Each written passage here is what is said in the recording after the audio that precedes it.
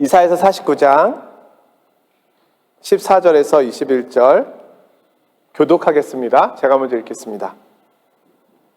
오직 시온이 이르기를 여호와께서 나를 버리시며 주께서 나를 잊으셨다 하였거니와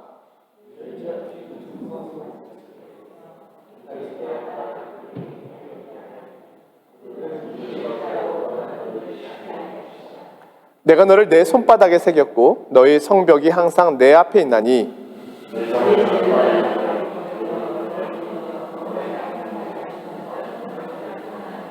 내 눈을 들어 사방을 보라. 그들이 다 모여 내게로 오느니라. 나 여호와가 이르노라.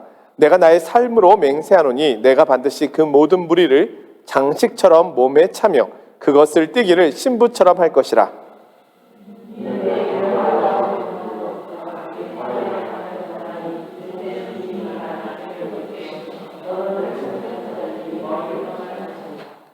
자식을 잃었을 때에 낳은 자녀가 후일에 내 귀에 말하기를 이곳이 내게 좁으니 넓혀서 내가 거주하게 하라 하리니 그때에 내가 내 마음에 이르기를 누가 나를 위하여 이들을 낳았는고 나는 자녀를 잃고 외로워졌으며 사로잡혀 유리하였거늘 이들을 누가 양육하였는고 나는 홀로 남았거늘 이들은 어디서 생겼는고 하리라. 아멘.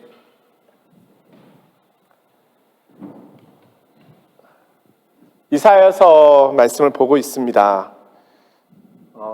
이사야서 40장 이하부터 지금까지 내용을 보니까 사실은 주제가 하나로 분명하게 나타나 있음을 알게 됩니다. 그것은 바벨론의 포로로 잡혀간 이스라엘 백성들로 하여금 가나안으로 돌아오라는 겁니다.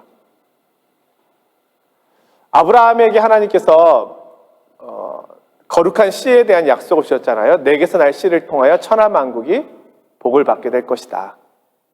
그리고 너도 복을 받게 될 것이다.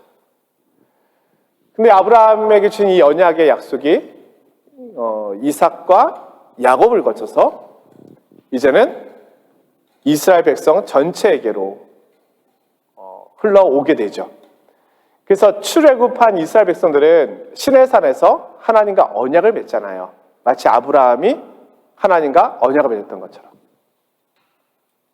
그래서 이제 한 족장이 하나님과 맺었던 그 하나님 나라에 대한 언약을 이제는 한 민족이 맺게 되었던 것이죠.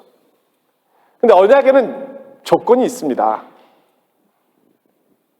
너희가 내 계명을 지키고 순종하면 나는 너를 세계 모든 민족에 뛰어난 민족이 되게 해주겠다. 복을 받는 민족이 되게 해주겠다. 근데 이스라엘 백성들이 하나님의 말씀을 이방인들처럼 어깁니다. 가나안의 죄악 때문에 하나님께서 이스라엘 백성을 통하여 그 가나안 민족을 땅에서 쫓아내셨는데 이제 그 땅에서 살게 된 이스라엘 민족들이 가나안 백성이 지었던 동일한 죄를 범함으로 인하여 그 땅이 이스라엘을 토해내게 되죠. 그래서 이스라엘 또한 가나안에서 쫓겨나게 됩니다. 그래서 결국은 바벨론의 포로로 70년 동안 와 있게 되었습니다. 70년이라는 시간이 흐르는 동안에 그들은 자신들이 언약 백성이라고 하는 사실에 대하여 둔감해지기 시작했습니다. 그러나 반대로 한편에서는 우리는 언약 백성이다라고 하는 예레미야가 예언했던 70년의 시간이 끝나가고 있음을 보고 있었던 하나님의 자녀들은 이제 하나님의 말씀이 성취되고 있으니 우리가 다시금 가나안으로 들어가게 될 그날을 사실 그들은 기도하며 기다리고 있었습니다. 근데 바벨론이 무너지고 드디어 이스라엘 백성들은 가나안으로 들어갈 수 있는 길이 열린 것입니다. 하나님께서는 그 바벨론을 무너뜨리고 이스라엘을 회복시키게 하시는 이 일이 이스라엘과 맺은 언약을 여전히 기억하셨기 때문이며 이스라엘 백성들을 여전히 사랑하고 계시기 때문이라고 말씀하고 계십니다. 그런데 문제는 다수의 이스라엘 백성들은 돌아가고 싶지 않은 겁니다. 여기가 너무 좋은 거예요. 아니, 여기가 그렇게 좋지 않을 수는 있지만 가나안으로 가는 여정이 너무 힘들고 가나안 땅에서 살아갈 생각을 하니까 너무너무 많은 위기의식이 느껴지는 겁니다. 그것은 이미 황폐하였고 그 땅에는 이미 이방인들이 와서 살고 있는데 지금 여기서 살고 있는 것, 거기서 앞으로 살아가야 될 것 생각하니 여기가 훨씬 좋다는 겁니다.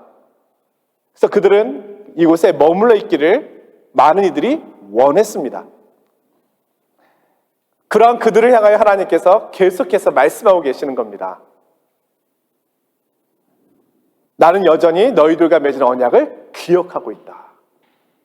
그러니 다시 가나안으로 돌아가서 내 조상들과 맺었던 그 언약, 이제 너희가 다시 그 언약의 말씀을 너희가 지키고 순종함으로 아브라함의 언약을 기억하고 이스라엘 백성과 맺었던 그 언약을 기억해서 하나님의 백성으로 설 것을 말씀하는 겁니다. 그래서 하나님께서 이렇게만 말씀하시는 것이 아니라 비전을 보여주시는 거예요. 하나님의 비전. 그것을 시온의 비전이라고 이야기할 수 있는 거죠. 온 세상 모든 민족이 시온으로 올라오게 될 것이다. 너희가 하나님의 백성으로 회복되고 치유되고, 그리고 너희가 그곳에서 다시금 성전을 짓고 하나님을 예배하고 하나님의 구원을 노래하는 그 일들을 통하여 하나님이 행하신 그 구원의 목격자들을 통해서 많은 민족이, 세계 열강들이 다 너희에게 행하신 하나님을 보기 위하여 시온으로 올라올 것이다. 너희는 열방의 빛이 될 것이다. 이렇게 말씀하는 것입니다. 그래서 하나님께서 가지고 계셨던 이 바벨론 포로의 시간은 그들의 죄악의 시간이기도 했지만, 죄의 값을 치르는 시간이기도 했지만, 한편으로는 출애굽과 같은 하나님의 더 크신 구원의 능력을 보여주는 시간이기도 했다는 겁니다. 이스라엘 백성들이 바벨론에서 나올 수 있는 것은 그들의 죄값이 치러졌기 때문인데, 그 죄값을 치르신 것은 그들이 치른 것이 아니라 하나님께서 치르셨다라고 계속 이야기하고 있습니다. 나는 너희의 대속자다. 내가 너희의 죄를 대신 치렀다. 한마디로 이스라엘이 바벨론에 돌아오게 되는 것은 하나님의 은혜라는 겁니다. 이것을 깨달은 너희들은 이 광야를 지나서 가나안으로 오려고 하는 것을 두려워하지 말고 믿음으로 와라. 그 이야기를 계속 반복해서 들려주고 있습니다. 근데 우리가 알고 있듯이 왜 이렇게 반복하실까요? 말을 안 들으니까. 이들은 여전히 선지자가 외치고 있지만 돌아오고 싶지 않은 겁니다. 그냥 세속적인 도시에 살고 싶은 거예요.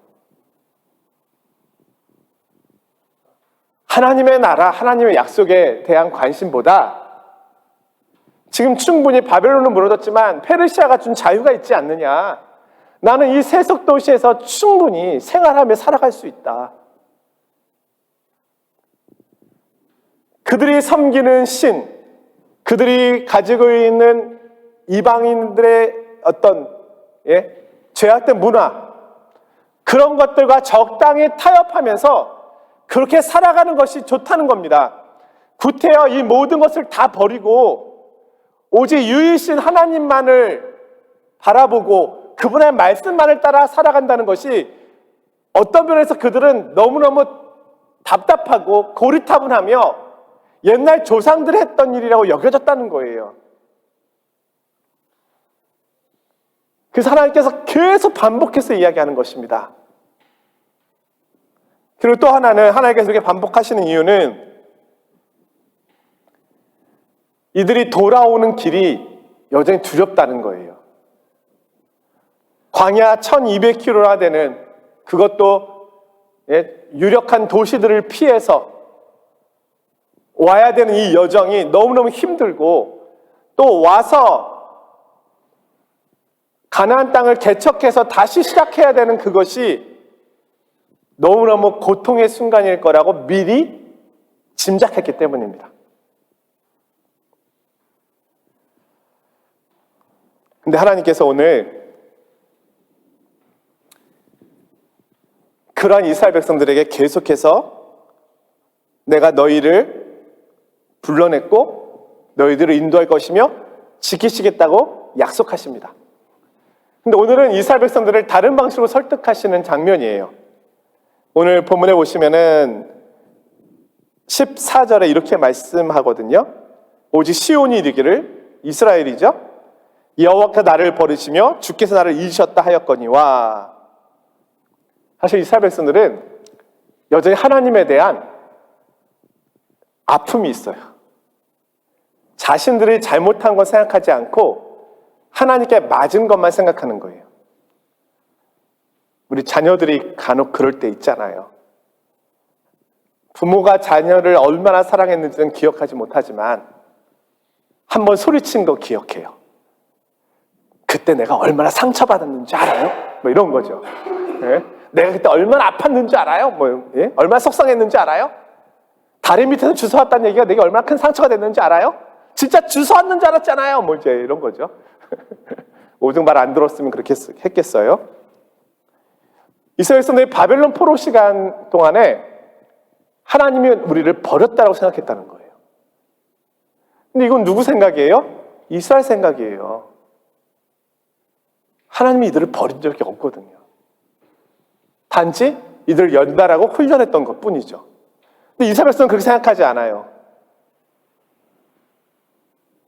여호와께서 나를 버리시며 나를 잃으셨다 하였거니와. 그러니까 이스라엘은 여전히 자기가 보고 싶은 대로 하나님을 보고 있는 겁니다. 하나님이 자신을 소개하고 자신을 나타내신 방식으로 하나님을 이해하고 있는 것이 아니라 내 주변에 일어난 상황, 내게 일어난 형편을 가지고 하나님을 보고 있다는 거예요.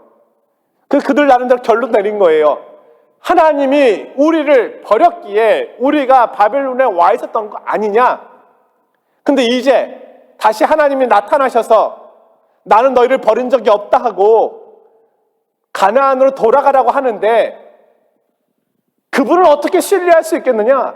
이런 마음을 갖고 있다는 거예요. 나름 논리가 있죠. 그러나 이것은 자기가 만들어낸 논리죠. 하나님이 뭐라고 얘기하십니까? 여인이 어찌 그 젖 먹는 자식을 잊겠으며 자기 태에서 난 아들을 긍휼히 여기지 않겠느냐? 내가 너희를 낳았는데 너는 내 아들이라 오늘날 내가 너를 낳았도다. 내가 너희를 낳았는데 내가 너희의 창조주인데 내가 너희를 지었는데 어떻게 내가 너희를 잊겠느냐?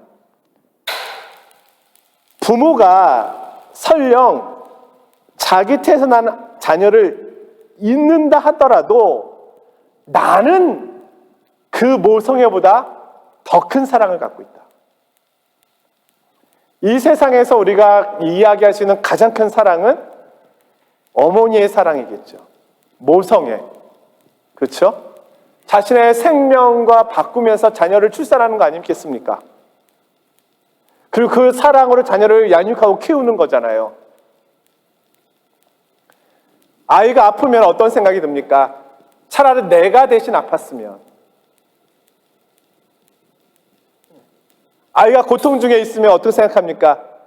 차라리 내가 저 고통을 대신 받았으면.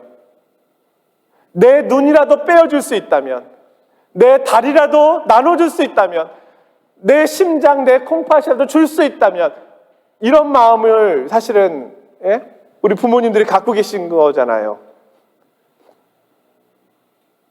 네 것 떼서 놔줄래? 이러지 않잖아요. 내 거 얼마든지 가져가라. 나는 망가져도 좋으니 다 가져가라.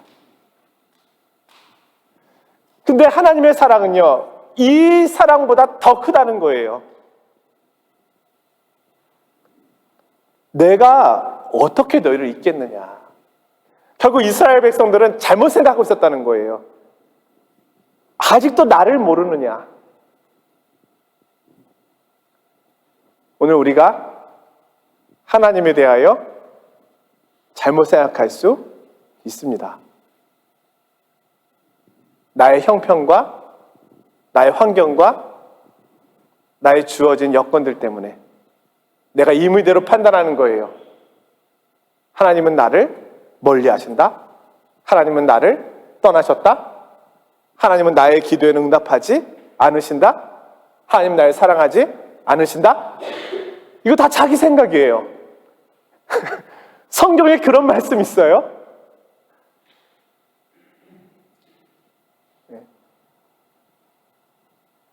내가 너무너무 사랑해서, 하나님은 사랑이시라? 내가 너무너무 사랑해서 나의 자녀를, 내 아들을 대속물로 너희를 위하여 준다. 나는 너희들을 지었고 너희들을 결코 버리지 않을 것이다. 이런 약속이 성경에 가득 차 있는데 우리는 우리의 임의대로 하나님에 대하여 판단하고 결정을 내리는 거죠. 지금 이스라엘 백성들이 지금 그렇게 하고 있는 겁니다. 그렇지 않다라고 하는 이야기가 계속 그 밑에 나오는 거예요. 내가 너를 내 손바닥에 새겼고 너의 성벽은 항상 내 앞에 있다. 너희가 가나안 땅에 가면 놀라게 될 것이다. 이 가나안 땅이 좁을 정도로 하나님께서 이곳에 복을 주시는구나라고 이야기하게 될 것이다. 그러니 내 말을 듣고 나의 약속을 믿고 나아가라. 그리고 기꺼이 그 고난의 짐을 짊어져라. 가나안으로의 여정은 소풍 가는 여정이 아닙니다. 한번 가볼까? 우리 하나님의 약속 믿고 한번 가볼까? 이렇게 가는 것이 아닙니다.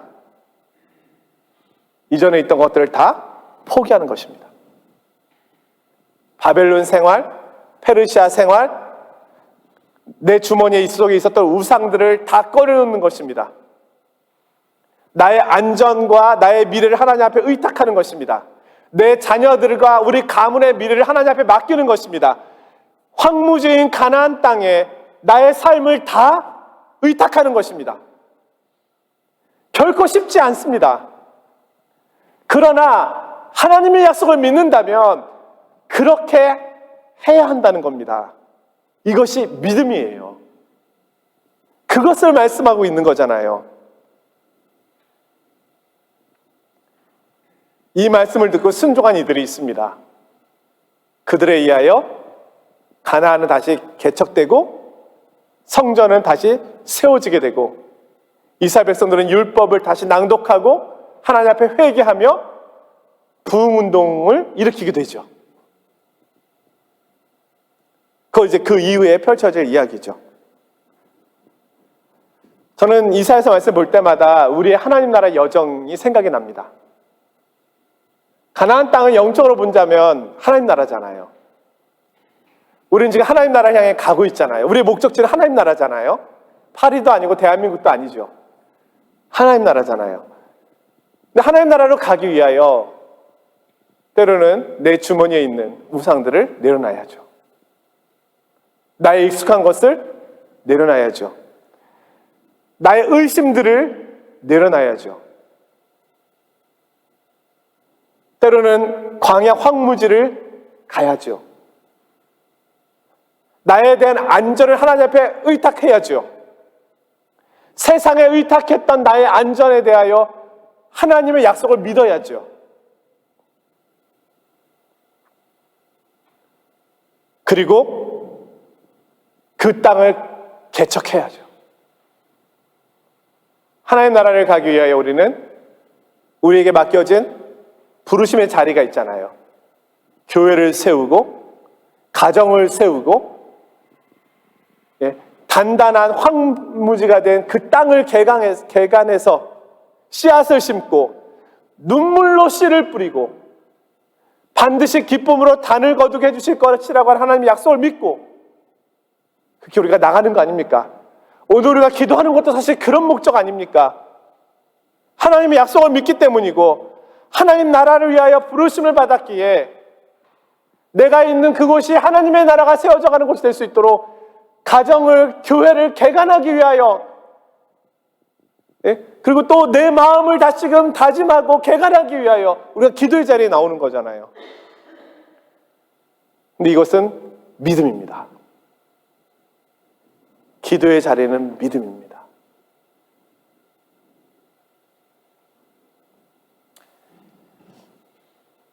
오늘 말씀을 보면서 제가 한 가지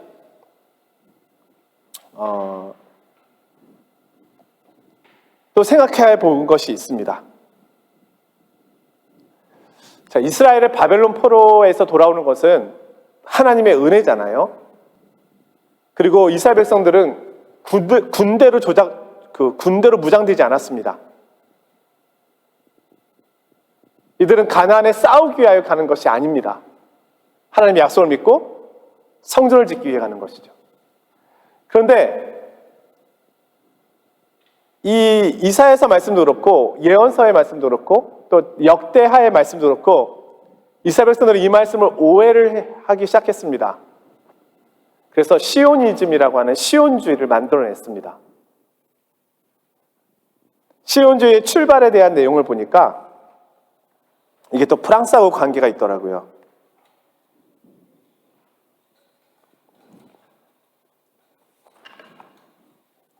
19세기에 시온주의가 일어났는데요.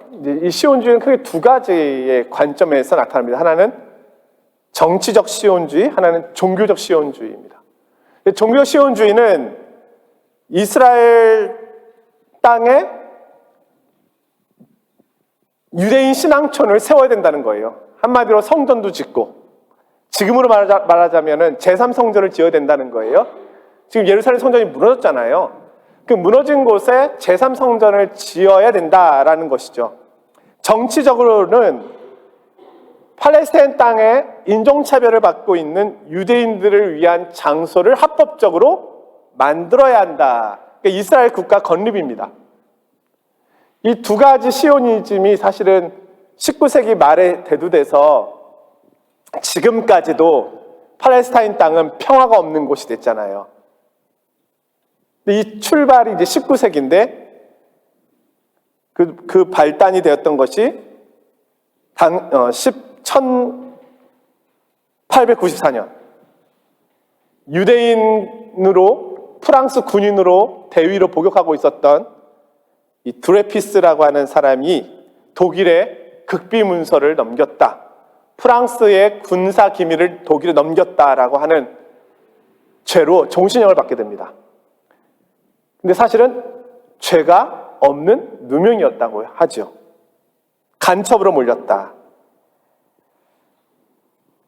이 사건을 통해서 반유대주의가 프랑스 안에 그렇게 많이 일어나기 시작했대요. 유대인들은 믿을 수 없다. 유대인들을 죽여라, 유대인들을 쫓아내라. 그러면서 또 한편에서는 이것에 대한 심각한 철학적 고민이 대두됐답니다. 과연 유대인들을 쫓아내는 것, 그것이 우리가 해결할 방법인가, 유일한 대안인가? 그것과 나중에 왜 이 드레피스라고 하는 유대인은 간첩 누명을 받아야만 했는가? 이런 여러 가지 또 철학적인 또 이성적인 고민들을 시작하면서 프랑스의 이성과 논리와 철학이 더 발달하는 계기가 되었다고도 합니다. 아무튼 이 일을 출발점으로 해서 유대인들이 이제 우리도 나라가 필요하다. 차별받지 않는 나라가 필요하다. 해서 시오니즘이 일어나게 됩니다. 그래서 1948년에 팔레스타인들 땅에 지금의 이스라엘이 부분적으로 국가로서 인정받게 되죠. 세워지게 되죠. 그러면서 그들이 이 예언서에 나오는 시온이라고 하는 단어를 사용했던 거예요. 시온주의 운동. 근데 문제는 여기에 불을 붙인 사람들 중에 기독교인들이 있다는 겁니다. 당시에 유행했던, 지금도 여전히 유행하고 있는데 유행했던 종말론 중에 전천연설, 세대주의적 종말론이 있습니다. 세대주의 종말론은 하나님의 이 종말의 시간들을, 하나님의 구원의 역사를 세대별로 끊어요. 7단계인가로 끊어요. 그래서 우리가 흔히 말하는 이런 것도 세대주의적인 관점이에요. 구약은 하나님의 시대, 신약은 예수님의 시대, 지금은 성령님의 시대다. 이것도 사실은 바른 신학적인 성찰은 아닙니다. 삼위 하나님은 늘 함께 사역하고 일해 오셨고 지금도 함께 사역하고 계시지 어떤 특정한 한 분의 사역으로 모든 사역이 이루어진 적은 없거든요. 그러니까 이런 식의 관점으로 신학을 보게 되는데 그중에 세대주의 종말론이 예수님이 오시기 직전, 다시 오시기 직전에 예루살렘의 제3성전이 세워질 것이다라고 이야기를 하게 됩니다. 다니엘서에 있는 말씀을 인용해서, 그러나 그것은 잘못된 신학적인 오류를 가지고 있죠. 마치 십자군 전쟁도 이와 비슷한 것이거든요. 예루살렘을 탈환해야 하는 것이 마치 신앙적인 부흥운동이었던 것처럼 생각했던 것처럼, 이런 잘못된 신학적 해석과 또 운동이 일어납니다. 지금도 있어요. 백투 예루살렘 운동도 충분히 비판받을 만한 내용이 있죠. 그래서 이 모든 걸 합리화시킨 거예요. 하나님께서 예루살렘의 회복, 시온의 회복을 원하신다. 우리 성도님들도 그렇게 생각하십니까? 근데 다시 한번 잘 생각해 보셔야 됩니다. 예수님께서 이 세상에 오셨을 때 시오니즘을 말씀하신 적이 한 번도 없다는 겁니다. 도리어 예수님은 뭐라고 얘기하셨어요? 내 나라는 이곳에 속하지 않았다. 예수님이 주로 사역하셨던 곳은 예루살렘이 아닙니다. 어디입니까? 갈릴리, 당시에 천대받고 멸시받았던 동네 가버나움 중심으로 해서 사역하셨죠. 만약에 예수님이 시오니즘 주의자였다면 예루살렘을 중심으로 활동하셨어야죠.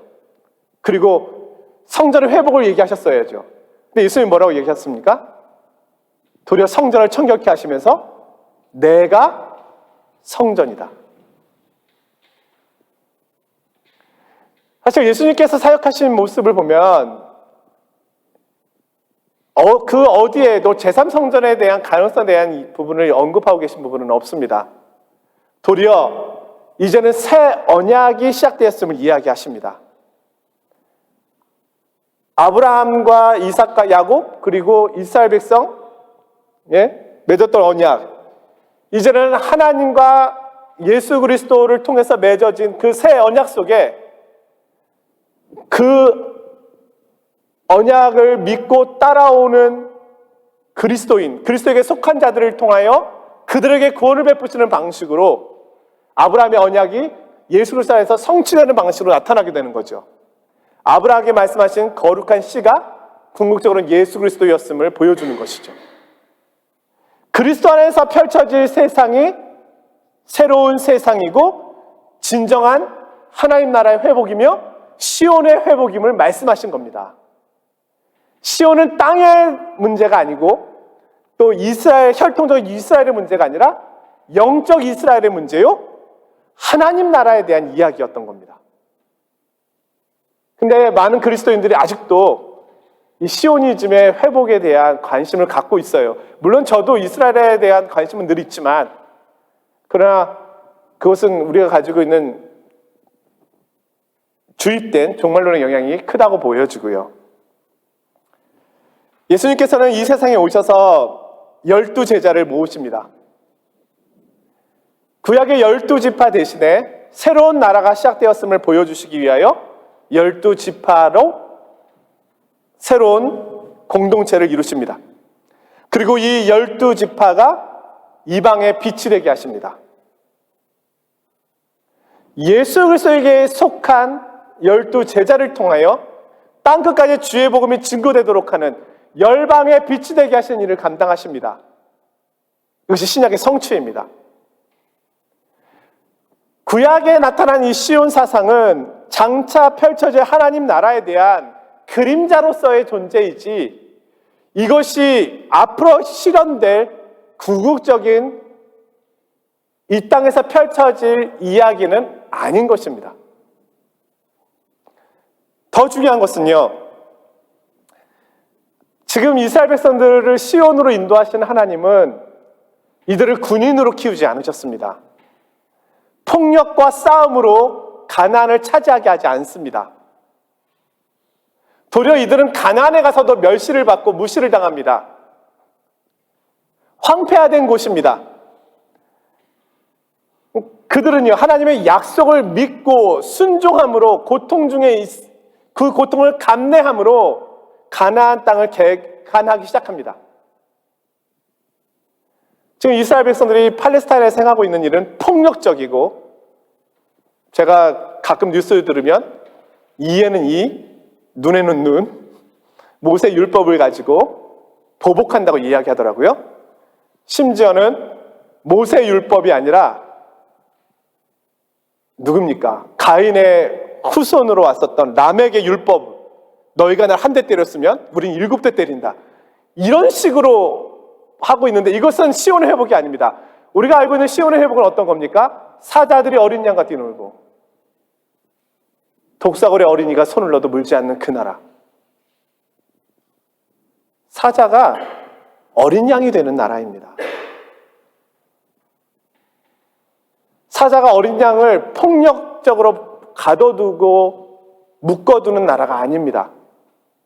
그런 면에서 볼 때 이스라엘이 하고 있는 이런 방식은 성경에 나오는 시온의 회복과는 거리가 멀다. 근데 이런 이야기를 하는 분들이 별로 없습니다. 예? 그것은 말씀을 더 깊이 봐야 되는 시간이 필요하기 때문이라고 저는 생각합니다. 왜냐하면 저도 말씀을 공부하면서 알게 되는 것이니까요.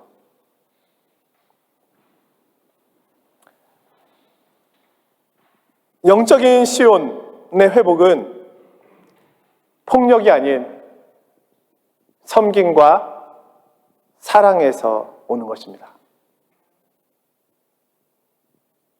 제가 정치적 해결 이런 걸 이야기할 수 있는 사람은 아니지만 이스라엘과 팔레스타인의 사랑의 회복입니다.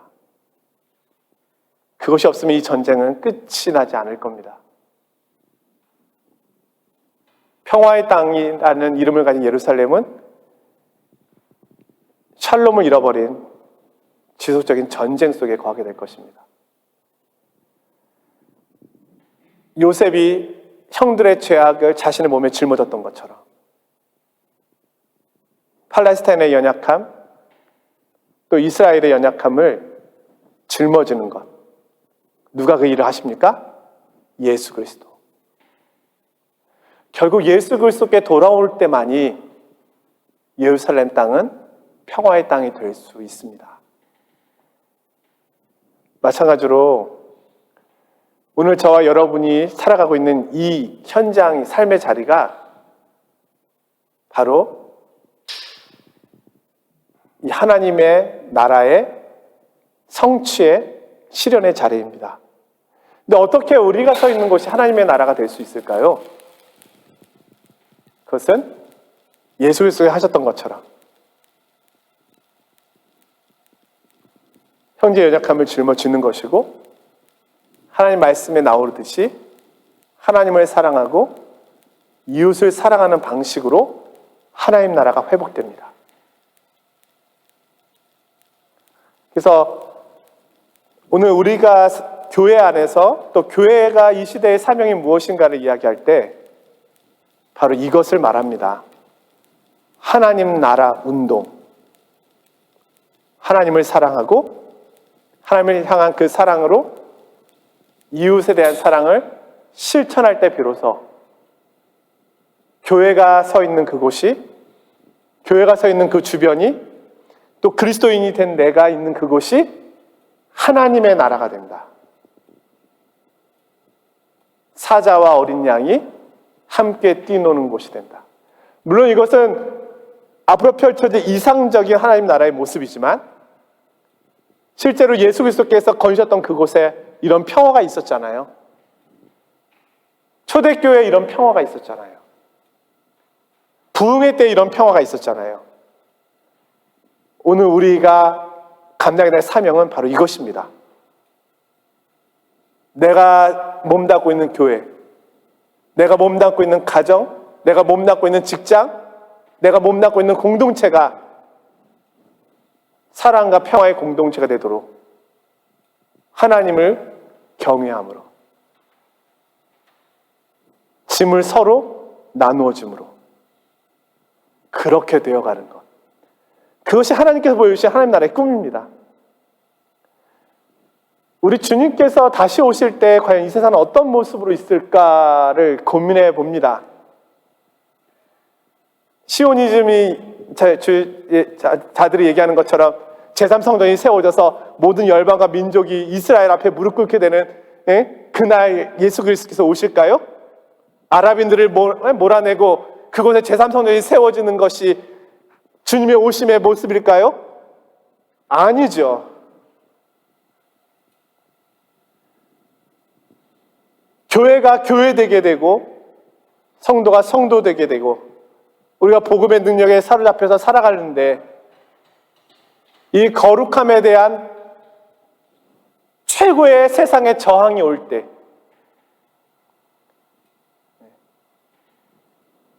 빛에 대한 어둠의 최고의 싸움이 올 때가 주님이 오시는 시점이 되겠죠. 결국 교회가 교회되었을 때, 성도가 성도되었을 때 세상은 도리어 가장 어두운 모습으로 여전히 머물러 있을 때 그때가 주님께서 오시는 시점이 되지 않을까요? 왜냐하면 요한계시록에서 말하고 있는 이 아마겟돈의 싸움은 미사일과 핵무기의 싸움이 아니라 신학자들이 이야기하고 있는 것처럼 진리에 대한 싸움이라고 얘기하잖아요. 진리와 거짓의 싸움이다. 수많은 정보가 흘러넘치는 홍수의 정보의 시대 속에서 참 진리 편에 서 있는 자와 거짓 편에 서 있는 자가 결국 부딪히게 되는 그 싸움이 인류 최후의 싸움이 되지 않겠는가. 학자들은 그렇게 이야기하고 있잖아요. 결국 빛이 빛으로서의 역할을 온전히 감당하고 있는 그 현장 속에 거짓이 그 빛을 꺾기 위하여 대항하는 그 시점이 주님이 다시 오시는 시점이 되리라 생각합니다. 그렇게 본다면 우리는 세상이 어두워질수록 더 거룩함으로 빛의 자리로 나아가는 것, 그것이 이 시대에 우리가 해야 할 일이고, 우리 주머니 속에 있는 모든 우상들을 다 꺼내어놓고 황무지인 광야를 지나 가나안 땅을 개척하는 마음으로 하나님 나라를 개척하는 그리스도인, 영적 이스라엘인의 모습으로 하나님의 말씀에 순종하고 나아가는 것, 그것이 이 시대에 저와 우리 성도님들에게 허락하신 부르심과 사명이라고 생각합니다. 오늘 말씀을 들으면서 더 담대히 우리 가나안을 향하여 하나님 약속 믿고 힘있게 달려가기를 다짐하는 저와 우리 성도님이 되시기를 원합니다.